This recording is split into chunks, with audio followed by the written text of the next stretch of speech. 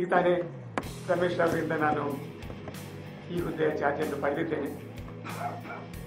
ಸರ್ಕಾರ ನಮ್ಮ ಮೇಲೆ ನಂಬಿಕೆ ಇಟ್ಟು ಈ ಹುದ್ದೆ ನನಗೆ ವಹಿಸಿದ್ದನ್ನು ಯಾವಾಗಲೂ ಗಮನದಲ್ಲಿ ಇಟ್ಟುಕೊಂಡು ನಮ್ಮ ಹಿರಿಯರ ಹಾದಿಯಲ್ಲೇ ನಡೆಯಲಿ, ಅವರ ಯೋಜನೆಗಳನ್ನು ಮುಂದಕ್ಕೆ ನಡೆಸಿಕೊಂಡು ಹೋಗ್ತೇನೆ ಮತ್ತು ಸ್ನೇಹಿತರ ಸಲಹೆ ಸೂಚನೆಗಳನ್ನು ಪಡೆದು ಇನ್ನೂ ಬೇರೆ ಯೋಜನೆಗಳನ್ನು ನನ್ನ ಕಾರ್ಯಾವಧಿಯಲ್ಲಿ ಅಂದುಕೊಂಡು ಅವುಗಳನ್ನು ಸಹ ಕಾರ್ಯಗತಗೊಳಿಸಲಿಕ್ಕೆ ನನ್ನ ಸಂಪೂರ್ಣ ಪ್ರಯತ್ನವನ್ನು ಮಾಡಿದ್ದೇನೆ.